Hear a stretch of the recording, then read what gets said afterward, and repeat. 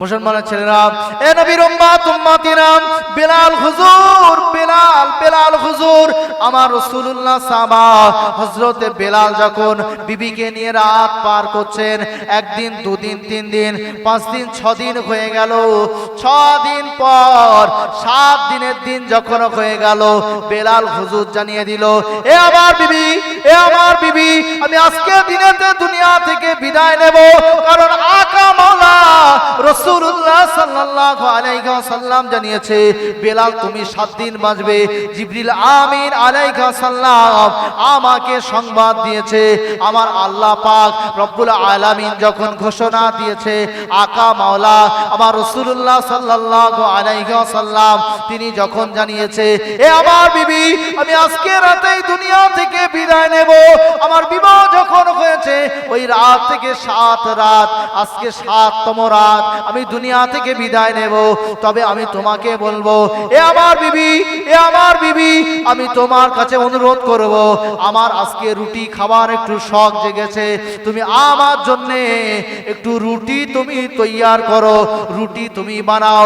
আমি আজকে শেষ খাবারটা রুটি খেতে চাই, একটু গোশত খেতে চাই। আল্লাহর নবী সাহাবা হযরত বেলাল হুজুর এই কথা যখন বললেন, অমনি সময় বিবি সাহেবা, ঘরেতে কোনো আটা নাই, তেমন কোনো খাবার কিছু নাই। অমনি সময় পড়শির বাড়ি থেকে, পাশের থেকে যখন বেলাল হুজুরের বিবি একটু আটা নিয়ে আসলেন, এনে তিনি 7টা রুটি বানিয়ে দিলেন। ওই 7টা রুটি বানিয়ে দিয়ে বেলাল হুজুরের সম্মুখে, সন্ধ্যা নামার পরে বেলাল হুজুরের সম্মুখে 7টা রুটি দিয়ে দিয়েছে। বাজবে কদিন? বাজবে কদিন? 7 দিন। কে বলেছে? রাসূলুল্লাহ বলেছে। তাহলে এই জায়গা তো সুন্দর জায়গা নেই।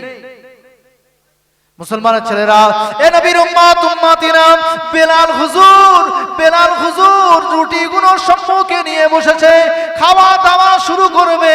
এমন সময় গেটের বাইরে ফকির এসে জিগির দিতে লাগলো, এ আল্লাহর নবী সাহাবা, বেলাল তুমি কি আমাকে কিছু খাদ্য দেবে? আমি কয়েকদিন হয়ে গেল আমার কোনো খাবার জোটে না, তুমি কি আমার কোনো খাবার দেবে? অমনি সময় বেলাল হুজুর চিন্তা করতে লাগলো, আকা মাওলা রাসূলুল্লাহ সাল্লাল্লাহু আলাইহি ওয়াসাল্লাম যখন জানিয়েছে আমি তো দুনিয়া থেকে বিদায় নেব, না খেলেও চলবে, কিন্তু গেটের ফকির আর তার কয়েকদিন ধরে খাওয়া হয় না, তার জন্য সমস্ত রুটিগুলোকে আকা মাওলা রাসূলুল্লাহ সাহাবা হযরত বেলাল হুজুর গেটের ফকিরকে 7টা রুটি দান করে দিল।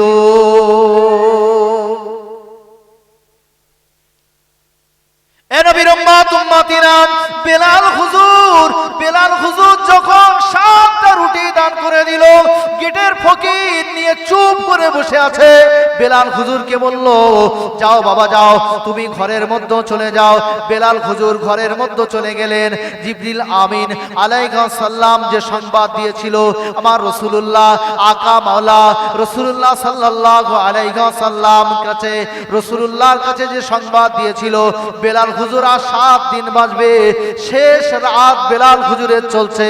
বেলাল হুজুর এদিকে 7টা রুটি দান করে দিল, আর নিজে না খেয়ে বেলাল হুজুর সব রুটিগুলোই দান করে দিয়ে যখন ঘরের মধ্যে ফকির রুটিগুলো নিয়ে গেটের মুখে চুপচাপ বসে আছে, আজরাইল আলাইহিস সালাম আল্লাহর ফেরেশতা মালাকুল মউত এসে হাজির হয়ে গেল। মালাকুল মউত এসে বলতে লাগলো, কে বাবা গেটের মধ্যে দাঁড়িয়ে? না, আমি আজকে বেলালের রুহু কবজ করার জন্য এসেছি, বেলালের জানটা নেওয়ার জন্য এসেছি। না, তুমি গেট থেকে একটু না সরলে আমি বেলালের ঘরের মধ্যে প্রবেশ করতে পারি না, না, আমি এখান থেকে নড়বো না যতক্ষণ না আমার আল্লাহ আমার আশাটুকু পূরণ করে দেয়।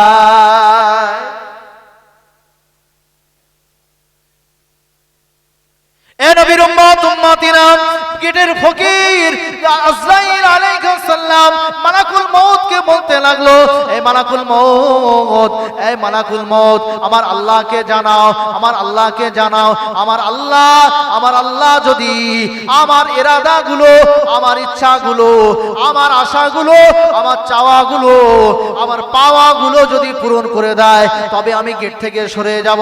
কথা দিলাম আমি আর গেটের মধ্যে দাঁড়াবো না, আমি গেট থেকে চলে যাব। আকা মাওলা রাসূলুল্লাহ সাল্লাল্লাহু আলাইহি ওয়াসাল্লামের সাহাবা বেলাল হুজুর ভিতরে, কিন্তু গেটের ফকির গেটম্যান হয়ে গেল, আজরাইলকে ঢুকতে দিল না। আজরাইল ফিরে চলে গেল, আমার রবের কাছে গিয়ে বলতে লাগলো, আয় আমার রব, আপনি যার জান কবজ করার জন্য পাঠিয়েছেন, আপনি যে বেলাল হুজুরের জান কবজ, রূহ কবজ করার জন্য পাঠিয়েছেন, ওই বেলাল হুজুরের গেটের মুখে একজন ফকির বসে আছে। ওই ফকির আমাকে বলল, আমার আল্লাহ যদি আমার দোয়া কবুল করে, তবে তোমাকে আমি ঘরের মধ্যে প্রবেশ করতে দেব, নচেত আমি আমার এখান থেকে নড়ব না, আমি এখান থেকে আর সরব না। অমনি সময়ে আমার আল্লাহ বলে দিল, এ আজরাইল, আমার ওই বান্দাটা, এমন একজন বান্দা বসে গিয়েছে যে বান্দাটাকে আমি আল্লাহ নিজে বড় ভালোবাসি। একটু মন খুলে হবে না? গেটের যে ফকির, ওই ফকিরকে দেখে আমার আল্লাহ বললেন যে আমি তাকে বড় ভালোবাসি, আমি তাকে বড় মহব্বত করি। এই আজরাইল, দেখো আমার ওই বান্দা কি চায়। ওই গেটের যে ফকির আছে, ওই ফকির কি চায়? ফকির কি চায়? সাইডে কারা কথা বলছে এত? যারা আল্লাহ ওয়ালা হয়ে যায়, তাদের আবদার গুলোকে আমার আল্লাহ সবটাই রেখে দেন। জোরে বলি না সুবহানাল্লাহ। কারণ তারা যখন তখন যে কোনো আবদার আল্লাহর কাছে করে না।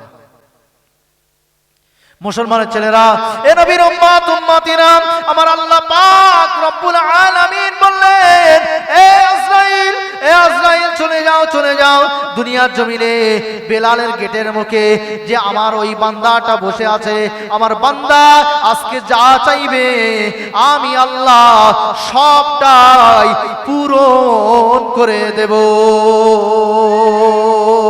ও সোনা মানিকেরাম, এ নবীর উম্মতিরা, মুসলমানের ছেলেরা, আল্লাহর নবীর সাহাবার ঘরের দরজায় আজরাইল আলাইহিস সালাম, আল্লাহর ফেরেশতা হযরত আজরাইল এসে হাজির হয়ে গেল।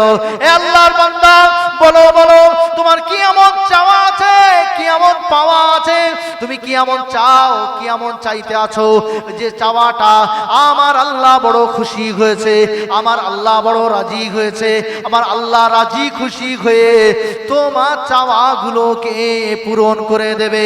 গেটের ফকির বলতে লাগলো, আল্লাহর ফেরেশতা, আয় মালাকুল মউত আজরাইল আলাইহিস সালাম, আমি তেমন কিছু চাইবো না, আমি আজকে চাইবো এই বেলালের জন্য আমার আল্লাহ যেন 70 বছর হায়াত দান করে দেয়। বাঁচবে কদিন? 7 দিন। চাইছে কদিন? 70 বছর। 7 দিন থেকে 70 বছর, 7 দিন থেকে 70 বছর। আজরাইল বলছে, ফকির সরো, ও আবদার রাখতে পারবো না, আল্লাহ পাঠিয়েছে বেলালের রূহ কবজ করার জন্য, তুমি সরে যাও, হটে যাও।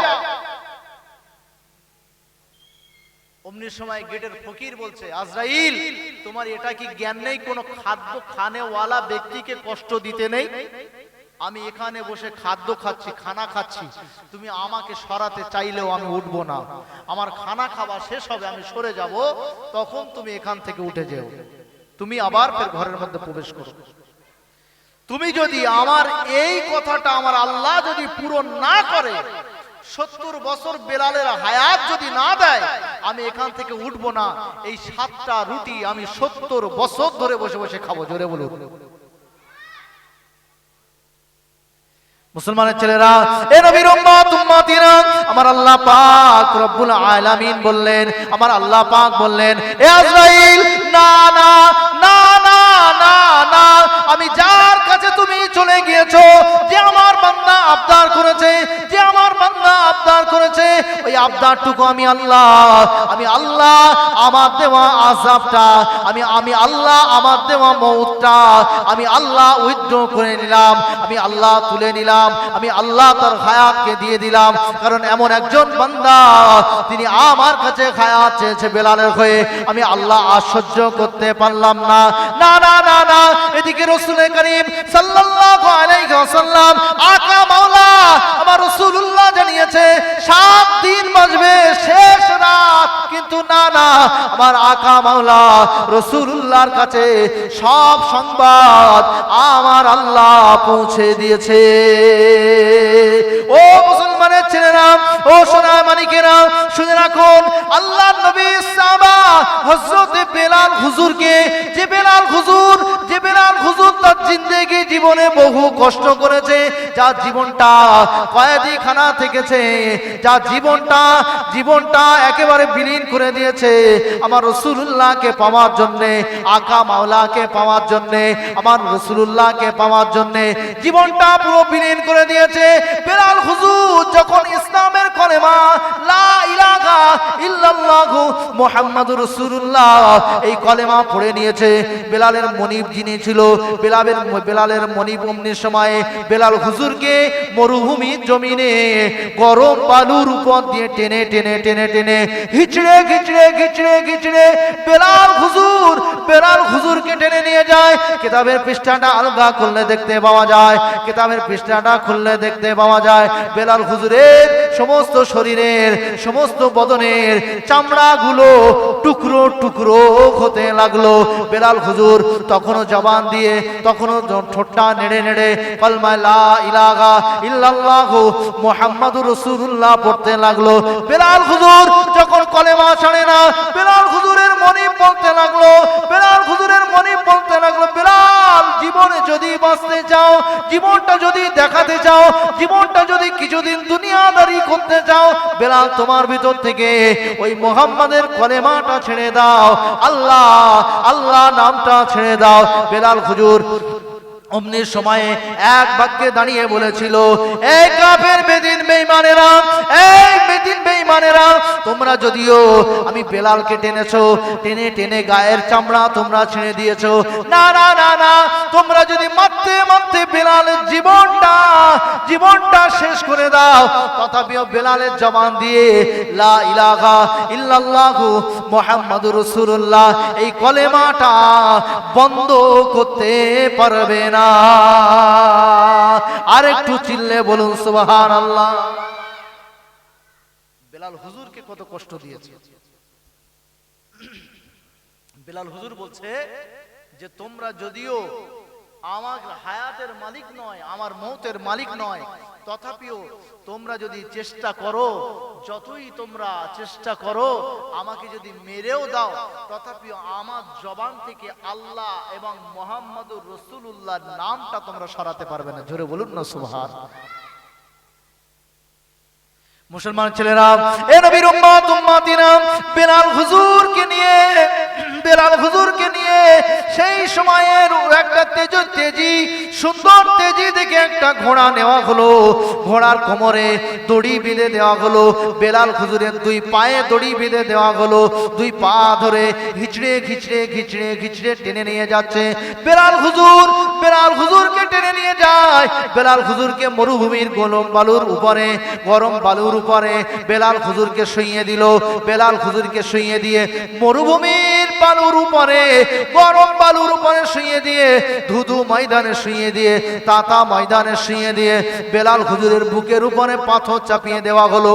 বেলাল হুজুর দম নিতে পারে না, বেলাল হুজুর কষ্ট পায়, বেলাল হুজুর বড় কষ্ট পায়, দম নেওয়ার মতো কোনো ক্ষমতা নাই। অমনি সময় তখনও ঠোঁটটা নেড়ে নেড়ে লা ইলাহা ইল্লাল্লাহ মুহাম্মাদুর রাসূলুল্লাহ, আল্লাহ এক, আমার নবী মুহাম্মাদুর রাসূলুল্লাহ সত্য, এটা স্বীকার করে যায়। বেলাল হুজুরকে 1 বার 2 বার 3 বার কয়েক উম্মত যদি কষ্ট দেয় তথাপি একবারের জন্যও বেলাল হুজুর আমার রাসূলুল্লাহকে ভুললেন না। 1 তারিখে আমার নবীর সাহাবা হযরত ওমর ফারুক রাদিয়াল্লাহু তাআলা আনহু এবং আবু বকর সিদ্দিক আকবর হুজুর দুজনে মিলে বেলালকে ওই মনিবের কাছ থেকে ক্রয় করে আমার রাসূলুল্লাহকে উপহার দিয়ে দিয়েছিল।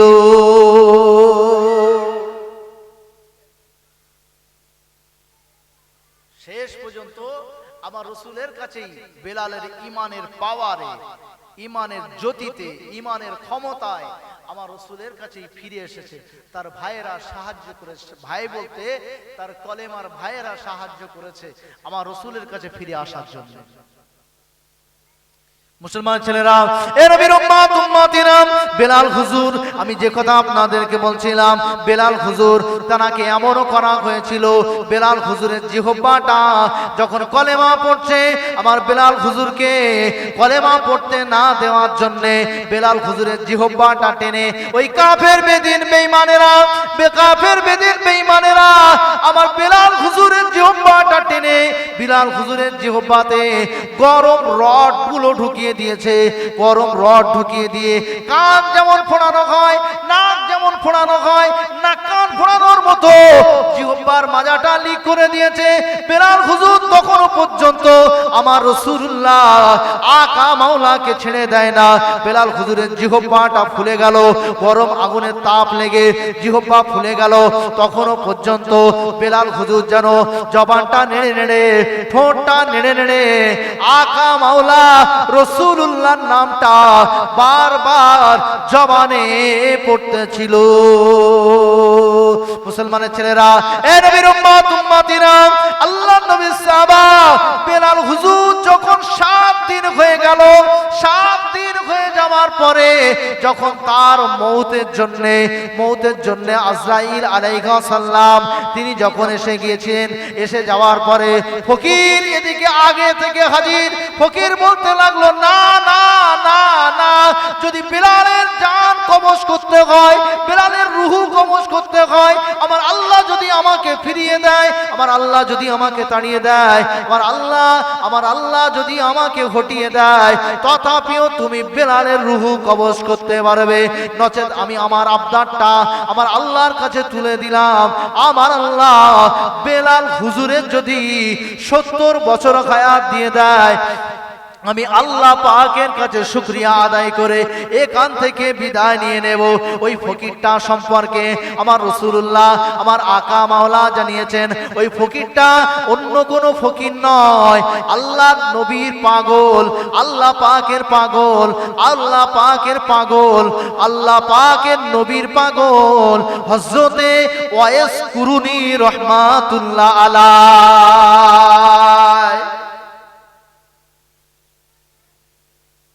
ওয়াইস কুরুনি রাহমাতুল্লাহ আলাইহি তিনি দোয়া করলেন বেলালের জন্য, যিনি রাসূলুল্লাহকে দেখেননি কিন্তু রাসূলুল্লাহর পাগড়ি পেয়েছেন, জামা পেয়েছেন, জুব্বা পেয়েছেন। ওই ওয়াইস কুরুনি হুজুর দোয়া করলো যে আল্লাহ তুমি যদি আমাকে মহব্বত করো, আমি যদি তোমার নেক বান্দা হয়ে থাকি, আমার জীবন বাজি রেখে হলেও আমি বেলাল হুজুরের হায়াতটা চাই। আমার আল্লাহ ওই ওয়াইস কুরুনি রাহমাতুল্লাহ আলাইহি হুজুরের দোয়াটাকে কবুল করে নিয়ে আল্লাহ পাক আজরাইলকে ফিরে যেতে বললেন, তার হায়াতটা 70 বছর বাড়িয়ে দেওয়া হলো। জোরে বলুন না সুবহানাল্লাহ। মুসলমানের ছেলেরা, এ নবীর উম্মত উম্মতিরা, আমার আল্লাহ পাক রব্বুল আলামিন, আমি বোঝাতে বোঝাতে বলছি, আমি আপনাদেরকে একটু জানাই, আমার আল্লাহ পাক রব্বুল আলামিন কখনো কখনো কখনো কখনো নবীদের দোয়াটাকেও ফিরিয়ে দিয়েছেন, কখনো কখনো নবীদের দোয়াটাকেও ফিরিয়ে দিয়েছেন। আমার আল্লাহ কখনো কখনো নিজের কথাটাকেও আমার আল্লাহ উইথড্র করে নিয়েছেন। যেমন বেলাল হুজুরের জিন্দেগি জীবনের কথা একটু শুনলাম, বেলাল হুজুর 7 দিন হাত বাঁচবে, কিন্তু না না না, তার মাহবুবের দোয়াকে কবুল করে নিয়ে আমার আল্লাহ বেলাল হুজুরকে 70 বছর হায়াত দান করলেন। ঠিক তেমন আর একজন নবীর কথা আমি আপনাদেরকে বলবো। কোন 1 তারিখে আল্লাহর নবী হযরতে মুসা আলাইহিস সালাম, যে মুসা আলাইহিস সালাম আমার আল্লাহ পাকের কাছে বারবার কথা বলতেন, আমার আল্লাহ কাছে বারবার আবদার করতেন। আল্লাহ পাক রব্বুল আলামিন নবী মুসা আলাইহিস সালামকে বড্ড ভালোবাসতেন, কারণ কিতাবের পৃষ্ঠাটা আলগা করলে দেখতে পাওয়া যায়, কিতাবের পৃষ্ঠাটা খুললে দেখতে পাওয়া যায় আল্লাহর নবী মুসা আলাইহিস সালাম, আল্লাহর নবী মুসা কোন এক তারিখে যখন নাকি দুনিয়ার জমিনে এসেছে, ওই সময়ে ফেরাউন ছিল রাজত্বে। ফেরাউনকে জানিয়ে দেওয়া হলো, এই ফেরাউন তোমার সময়ে এমন একজন বাচ্চা জন্ম নেবে, কোন একটা পুত্র সন্তান জন্ম নেবে যে তোমার ওই কাফিরি কুফরি সব বন্ধ করে দেবে, তোমার সমবাদশাহীকে কেড়ে নেবে।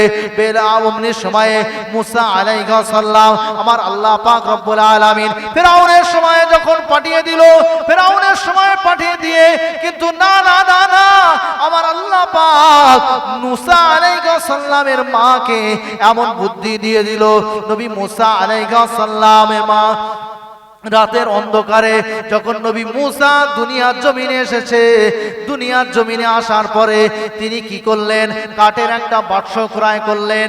কাঠের বাক্স ক্রয় করে তিনি মিশরের নীল নদের জমিনে বাচ্চাকে কাঠের বাক্সর মধ্য দিয়ে ভাসিয়ে দিলেন। আর ভাসতে ভাসতে ভাসতে ভাসতে পরের দিন সকাল যখন হয়ে যায়, সকালবেলা আম্মাজান আসিয়ার হাম্মাম খানার কাছে গিয়ে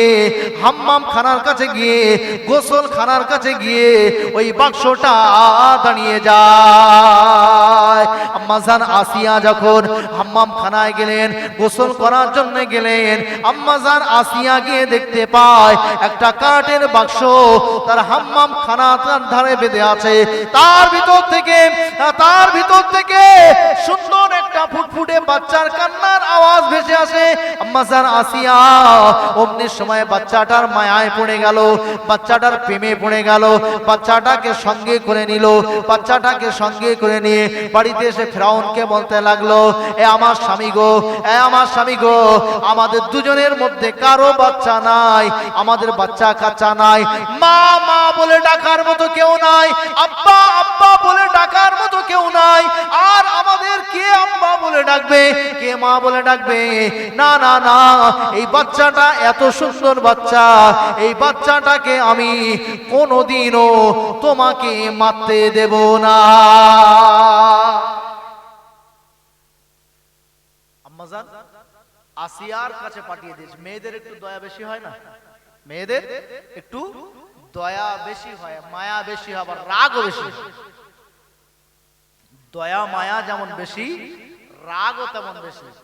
তামাম জিন্দেগি আমার আপনার সঙ্গে সংসার করলো, তামাম জিন্দেগি সংসার করার পরে 30 বছর 40 বছর সংসার করছে, 30 বছর 40 বছর কোনোদিন আঘাত করেননি, খুব প্রেম ভালোবাসা দিয়ে আপনি তাকে লালন পালন, খাওয়া দাওয়া, পড়া সমস্ত কিছু দিয়েছেন।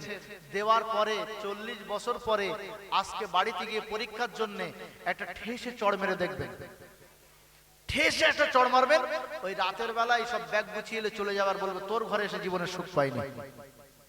বলবে না বলবে না বলবে না বলবে না? তার জন্য আমার আল্লাহ, আমার রব্বে কারীম তিনি মেয়েদের হাতে তালাকের কোনো মসলা দেননি। মেয়েরা যদি 1000 বারও তালাক দেয়, তালাক হবে। মুসলমানের ছেলেরা, এ নবীর উম্মত উম্মতিরা, আমার আল্লাহ পাক রব্বুল আলামিন, আমার আল্লাহ পাক রব্বুল আলামিন নবী মুসা আলাইহিস সালামকে যখন নাকি নীল নদে ভাসিয়ে দেওয়া হলো, আমার আল্লাহ নীল নদ থেকে অন্য দিকে পাঠিয়ে দিতে পারতো, কিন্তু না না না, যে জায়গাতে ফু দেয় সেই জায়গাতে আলোটাকে আমার আল্লাহ আরো বেশি বাড়িয়ে দিয়ে ফেরাউন মুসাকে মারার জন্য সেই জমানায় যত পুত্র সন্তান হয় সমস্ত পুত্র সন্তানকে কতল করে দেয়, কোন সমস্ত পুত্রকে শেষ করে দেয়, সমস্ত পুত্রকে মেরে দেয়। না না না না, কিতাবের মধ্যে লেখা হয়েছে আল্লাহ পাকের নবী মুসা আলাইহিস সালাম যে সময় আসবে, ফেরাউন শুনে নিয়েছে, তার রাজত্ব কেড়ে নেবে, তার ক্ষমতা আর কিছু থাকবে না, যার জন্য ফেরাউন অমনি সময় যত পুত্র সন্তান জন্ম নেয় সমস্ত পুত্রগুলোকে কতল করে দিতে লাগে, মেরে দিতে লাগে। কিন্তু আমার আল্লাহ ওই ফিরাউনের ঘরেই আমার নবী মুসাকে পাঠিয়ে দিলেন। আম্মা জান আসিয়া বলতে লাগলো, ফিরাউন আমার স্বামী, না না, আমাদের কেউ আব্বা বলার মতো কেউ নাই, মা বলার মতো কেউ নাই। আমি এই বাচ্চাটাকে লালন পালন করব, আমি এই বাচ্চাটাকে দেখভাল করব, আমি এই বাচ্চাটাকে মানুষ করব, কারণ এই বাচ্চাটাই একদিন বড় হয়ে তোমাকে আব্বা বলে ডাকবে, আমাকে মা বলে ডাকবে। অমনি সময়ে ফিরাউনের ঘরে যখন লালন পালন হয়, আমার আল্লাহ এমন করে দিলেন নবী মুসা আলাইহিস সালামকে যখন নাকি আম্মা জান আসিয়ার কোলেতে তুলে দিলেন। আম্মা জান আসিয়া ছিল জান্নাতি, কিন্তু তার স্বামী ছিল ফিরাউন জাহান্নামী। কাফের, আর কাফেরের স্ত্রী হলো ঈমানদার। ওই ঈমানদার মহিলা আসিয়ার কাছে যখন পাঠিয়ে দিল, আসিয়া সুন্দর করে লালন পালন করতে লাগলো। না, সেই জমানায় সমস্ত মাগুলোকে খবর দেওয়া হলো, কোন জন্তুর দুধ যখন গরুর দুধ, ছাগলের দুধ, মেষ ছাগল, দুম্বার দুধগুলো খেতে দেওয়া হয়, নবী মুসা আলাইহিস সালাম একবারও মুখে নেন না। কিন্তু না, যখনই দেখতে পাওয়া গেল, সমস্ত মাদেরকে খবর দেওয়া হলো যাদের বুকের দুধ আছে, মাগুলো যখন এসে নবী মুসার কোলেতে দুধ দেয়, না, নবী মুসা মুখ ফিরিয়ে নেয়, একবারও তাদের দুধ পান করে না। অমনি সময় একটা বাচ্চা মেয়ে, নবী মুসা আলাইহিস সালামের বোন, অমনি সময় বলল, মা আসিয়া, আমার একজন মায়ের কথা জানা আছে। ওই মাটা বড় নম্র মা, ওই মাটা খুব ভালো মা, ওই মাটার ব্যবহারও খুব ভালো। আমার মনে হয় ওই মাটার দুধ আপনার সন্তান পান করবে। অমনি সময়ে আসিয়া বলল, ওই মাটা কোথায় আছে? যত খরচা হোক না কেন, যত কিছু লাগুক না কেন, সমস্ত বিনিময় হলেও আমার ঘরেতে নিয়ে আসা হোক। আমার ঘরেতে নিয়ে এসে আমি এই বাচ্চাটাকে লালন পালনের দায়িত্ব রাজ দরবারে থেকে তাকেই করতে দেব। যখন নবী মুসা আলাইহিস সালামের অরিজিনাল মাকে ডাকা হলো, মা এসে যখন বেটাকে কোলে নিল, বেটার কান্না বন্ধ হয়ে গেল। বেটাকে কোলে নিল, বেটার কান্না বন্ধ হয়ে গেল। নিজের স্তনের দুধটা যখন বেটার দিকে আগিয়ে দেয়, বেটা সমস্ত কষ্টকে ভুলে গিয়ে, সমস্ত বেদনাকে ভুলে গিয়ে, সমস্ত কান্নাকে ভুলে গিয়ে মায়ের মুখের দিকে তাকিয়ে যেন মিষ্টি একটা হাসি দিয়ে মায়ের কোলে মায়ের সন্তান দুধ পান করতে লেগে গেল। আরেকটু মন খুলে বলুন না সুবহানাল্লাহ। যেখানে গেলে বাঘের ভয়, সেখানে গেলে কি সন্দেহ হয়। নবী মুসার মা চিন্তা করছে যে ফেরাউন তো সব পুত্র সন্তান শেষ করে দিচ্ছে, কতল করে দিচ্ছে, কিন্তু আজকে আমার বেটা ফেরাউনের ঘরে এসে উঠে গিয়েছে, না জানি কি হবে। আমাকে যদি মা ভেবে আমাকেও কতল করে দেয়, কি অবস্থা হবে। ফেরাউনের বিবি আসিয়া, আম্মা জান আসিয়া বলছে যে বোন চিন্তা তুমি করো না, আমি আমার স্বামীর কাছে অনুমতি নিয়েছি, নিয়ে তোমাকে নিয়ে এসেছি। তুমি নিশ্চিন্তা রাজ দরবারে খাও, রাজ দরবারে থাকো, রাজ দরবারে বাস করো, আর এই বাচ্চাটার সময় মতো একটু ঠান্ডা রেখো, দুধ পান করিও। জোরে বলুন না সুবহানাল্লাহ। নবী মুসাকে ফেরাউনের ঘরেই আল্লাহ পৌঁছে দিয়ে ওখানেই বড় করছে। কোন এক তারিখে কিতাবের মধ্যে লেখা হয়েছে, আমি মূল বক্তব্য আজকে এটা নয়, কিন্তু প্রসঙ্গক্রমে একটু বলছি। মানে নবী মুসা আলাইহিস সালামকে আদর করে ফেরাউন কোলে নিয়েছে, একটু কোলে নিয়েছে। আর কোলে নেওয়ার পরেই কিছু কিছু বাচ্চা আছে না, একটু মারধর করে। তা নবী মুসা ফেরাউনের গালে একটা চড় মেরেছে, রেগে গিয়ে বলছে, আসিয়া এদিকে এসো। এই সেই বাচ্চা যে আমার রাজ ক্ষমতা কেড়ে নেবে, ও ছোটবেলায় সামান্য ছোট হাত দিয়ে আমার মেরেছে, আমার যেন কলজে কেঁপে গিয়েছে। জোরে বলুন না। মুসলমানের ছেলেরা, এ নবীর উম্মতিরা, ফিরাউন বলল আসিয়া, না না না না, এই বাচ্চাটাকে আর বাঁচিয়ে রাখা যাবে না, কারণ এর ছোটবেলা চটটা আমার এত আঘাত করেছে, আমার কলিজায় লেগেছে, আমার বড় কষ্ট লেগেছে। আসিয়া, না না, এই বাচ্চাটাকে আর রাখা যাবে না, এই বাচ্চাটাকে আর রাখতে পারবো না। আল্লাহর নবীর বিবি, আল্লাহর নবীর যিনি মা পালনকর্তা আম্মা জান আসিয়া বলতে লাগলো, ও আমার স্বামী, তবে আজকেই পরীক্ষা হয়ে যাক, আজকেই পরীক্ষা হয়ে যাক, আমার আল্লাহ এই বাচ্চাটাকে সেই বাচ্চা না অন্য বাচ্চা দিয়ে দিয়েছে। অমনি সময় পরীক্ষার জন্য কিতাবের পৃষ্ঠাটা আলগা করলে দেখতে পাওয়া যায় নবী মুসা আলাইহিস সালাম তখন সবেমাত্র হামাগুড়ি দিয়ে চলতে পারে। নবী মুসা আলাইহিস সালামকে ছেড়ে দেওয়া হলো সম্মুখ দিকে, দূরের দিকে, একদিকে একটা পেয়ালাতে আগুন, গনগনে আগুন রেখে দেওয়া হলো, দাউ দাউ করে জ্বলছে আগুন রেখে দেওয়া হলো, অপর দিকে হিরে জহরাত রেখে দেওয়া হলো। ফিরাউন বলতে লাগলো, এ আসিয়া, আজকে যদি তোমার সন্তান যদি এই হীরা গহনার দিকে যদি ঝুঁকে যায়, হীরা জহরাতের দিকে যদি তোমার সন্তান ঝুঁকে যায়, তবে জেনে নেব সে নিশ্চয়ই আমার রাজ ক্ষমতাকে কেড়ে নেবে, আমার সবকে শেষ করে দেবে, আমি ফিরাউনকে শেষ করে দেবে। এই সেই মুসা, তবে আমি কিন্তু তাকে আর দুনিয়ার জমিনে বাঁচাবো না। আম্মা জান আসিয়া বলল, এ আমার স্বামী ফিরাউন, শোনো, না না, এ বাচ্চা সে বাচ্চা নয়, তোমার রাজ ক্ষমতা কাড়ার বাচ্চা নয়, এ বাচ্চা নিশ্চয়ই তোমার কোনো মালের দিকে লোভ নাই, কোনো কিছুর দিকে লোভ নাই। দেখবে এই বাচ্চাটা আগুনের দিকে গিয়ে আগুনটাতে হাত দিয়ে দেবে। নবী মুসা আলাইহিস সালাম কিতাবের মধ্যে পাওয়া যায়, কিতাবের পৃষ্ঠাটা আলগা করলে দেখতে পাওয়া যায় এমন সময়ে ওই হীরা জহরত চমকাচ্ছে, চমকানোর দিকে বাচ্চারা, এমনি তো আমাদের ঘরের বাচ্চারাও যেদিকটা চমক লাগা মতো জিনিস আছে সেদিকটাতে চলে যায়। নবী মুসা অমনি সময় হীরা জহরতের দিকে চলে যায়। আল্লাহর ফেরেশতা জিবরিলকে পাঠিয়ে দিল, এ আমার জিবরাইল, চলে যাও ফিরাউনের ঘরে চলে যাও, ফিরাউনের ঘরে আমার মুসা হীরা জহরতের দিকে চলে যায়। হীরা জহরতের দিকে যদি চলে যায়, ফিরাউন আমার নবী মুসাকে কতল করবে, শেষ করে দেবে।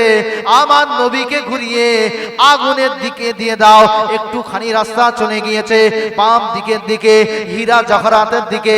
যখন ফিরাউনের দিকে যখন চলে যায়, ফিরাউন অট্ট হাসি দিতে লাগলো, শয়তানি হাসি দিতে লাগলো।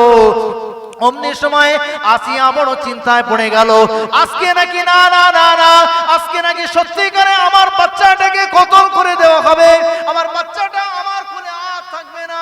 আসিয়ার চোখ দিয়ে টপ টপ করে পানি ফোয়ারা বয়ে যায়। অমনি সময়ে আল্লাহ পাকের ফেরেশতা জিবরিল আমিন এসে আল্লাহর নবী মুসাকে ঘুরিয়ে আগুনের দিকে দিয়ে দিল। নবী মুসা আলাইহিস সালাম আগুনের দিকে যেতে লাগলো। কিতাবের পৃষ্ঠা আলগা করলে দেখতে পাওয়া যায় নবী মুসা আলাইহিস সালাম আগুনের কাছে গেলেন, আগুন থেকে টুকরা তুলে গালে দিয়ে দিলেন। যেমন বেলালের জিহ্বাটা আমি আপনাদেরকে বলছিলাম, বেলালের জিহ্বাটা যেমন গরম রড দিয়ে ছিদ্র করা হয়েছে, ফুটো করে দেওয়া হয়েছে, ওই ফিরাউন তেমন ওই আগুনটা রেখে দিয়েছিল।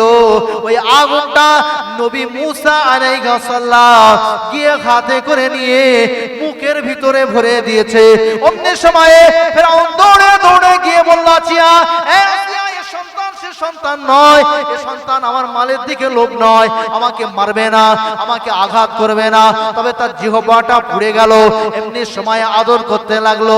আমার আল্লাহ ওই ফিরাউনের ঘরেই আল্লাহ পাক আমার নবী মুসাকে লালন পালন করিয়ে নিল। নবী মুসা আলাইহিস সালাম কিতাবের পৃষ্ঠাটা আলগা করলে দেখতে পাওয়া যায় নবী মুসা যখন তার জবানটা ছিল একটু লিক, তার জবানটা ছিল একটু ছিদ্র, যার জন্য একটু তোতলা কথা বলতেন। তোতলা কথাটা আমরা যেমন আমাদের বাচ্চাগুলো তোতলা কথা বললে আমাদের মনটা যেন খুশি হয়ে যায়।